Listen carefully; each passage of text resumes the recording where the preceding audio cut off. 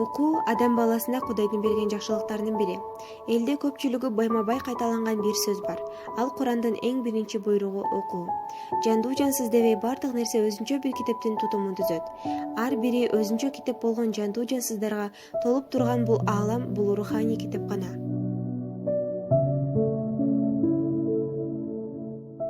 Китептин көп окулбай калышынын негизги себептери. Биринчи, үй-бүлөдө китеп окуу салты жок.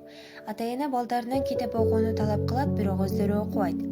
Экинчи, телевизор, интернет сыяктуу визуалдык каражаттардын ыңгырыктары көбүрөөк жана кызыктуураак болуп жатат. Үчүнчү, маалыматтын көптүгү, жашоо темпинин ылдамдашы, турмуштук талаптардын артышы жана аларды аткарууга убакыттын тартыштыгы. Төртүнчү, китеп бааларынын кымбаттыгы. Бешинчи, мамлекеттик деңгээлде китеп окуу маданиятынын өнүктүрүүгө күч-аракеттин жумшалбашы.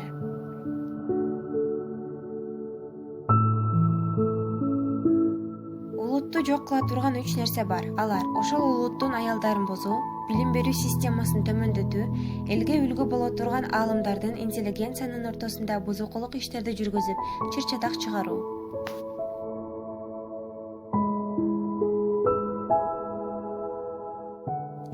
Сен китепти ачсаң, китеп сени ачат. Чыңгыз Айтматов. Көп окуган адамдар туура чечим чыгарууга жөндөмдүү. Сөз байлыгы көбөйөт. Эл менен оңой тил табышат. Өзүнө өзү ишенет. Көйгөйдү унуттурат. Эс тутуму ой-жүгүртү жөндөмү күчтүү болот. Туура эмес ишенимдерден коргойт.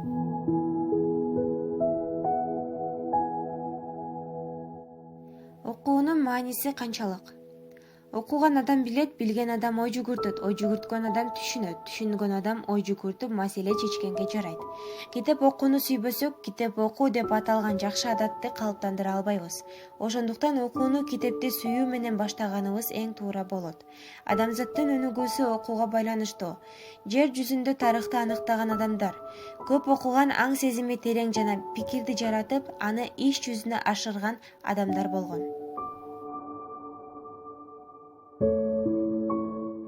Китеп дүйнөсүнүн кулпусу жок, каалагандарга дайыма эшиги ачык. Сулайман Рыспаев. Улумуун, өнөр алтын билелик деп айткан. Ар бир жаңы өнөр адам баласы үчүн чоң олжо. Муктаж болгон учурда ошол өнөрдөн пайдаланат. Материалдык байлык, мансап же күч бирде бар, бирде жок болушу мүмкүн. Бирок окуунун жардамы менен топтолгон билим жана ал жеткизген кадыр бар, ал адамга өлгөнгө чейин жанында мыкты жолдоштой болуп коштоп жүрөт. Илим, билим байлыгы эл арасында унутулбай турган орунга жеткизет. Окуу бир коомдун күнүмдүк адатына айланганда ал коом сөзсүз бактылуу болот. Сократ. Китеп окуу бул жетишкендик, китепти сапаттуу окуу андан да чоң жетишкендик. Окууну адатка айланта турган өзгөчөлүк бул китепти сүйүү. Китепти сүйбөгөн адамга китеп окуу деп көп жолу айтсаң да таасир бербейт. Жугумдуу түрдө китепти окуган адамды бала арысына окшоштурсак болот. Ар бал жасаш үчүн коно турган гүлүн кылдаттык менен тандайт. Конгон гүлдүн бардык жеринен эмес, эң таттуу, баалуу, маңызынан гана пайдаланат жана жалаң гана пайдалуу нерселерди өндүрөт. Китеп окууну да ушундай ары сыяктуу өздөштүргөн адам башкаларга да китепти сүйдүрөт жана коомуна көп пайда алып келет. Китеп окуп жашооңду жаңыла. Китеп бош убакта окулбайт. Китеп окуш үчүн атайын убакыт бөлүү керек. Китепти окуу стрессти азайтат, акылыңызга акыл кошот, уйкусуздуктан арылтат, мээнин иштөөсүн жакшыртат, депрессияны айыктырат, кызыктуу адамга айланасыз, жашоого максат коюуга көмөктөшөт, жигердүү жашоо образына ээ болот, эс тутумду жана ой жүгүртүүнү жакшыртат, сөз байлыгыңызды кеңейтет, жазуу шыгыңызды арттырат, ачык айрым болууга жардам берет, чет тилин тез өздөштүрүүгө жардам берет. Бирге китеп окуу ата-эне менен баланы жакындатат, каржылык абалды оңдойт, мектепте көп жетишкендиктерге ээ болушат, жакшы маектешке айланат. Китеп ааламдагы жакшы нерселерди көргөзөт.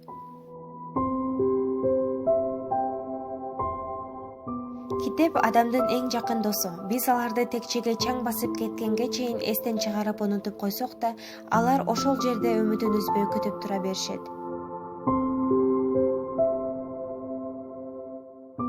Эгер сен окубасаң, билинбей эле картайып каласың. Жашың 20да же 80де болушу маанилүү эмес.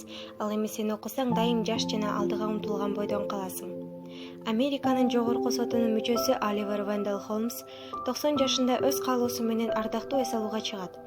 Жаңы шайланган президент Рузвельт андан кабар алганы барса, Оливер жеке китепканасында Платондун китебин окуп жатканын көрүп, "Сот мырза, Платонду окуп эмне кыласыз?" деп сурады. Ошондо 90-догу карыяга "Акыл эсимди өстүрүү үчүн окуп жатам, урматтуу президентим" деп баары үлгү ала турган жообун бериптир. Китеп мени кантип өзгөртө алат деп ойлогон болсоң, анда колуңдагы китепке кара.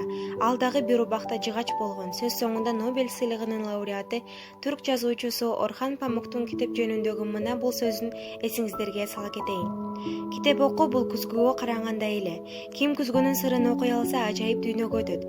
Тамгалардын сырын билбеген адам күзгүдөн өзүнүн гана жүзүн көрөт. Көңүл бурганыңыздар үчүн чоң рахмат.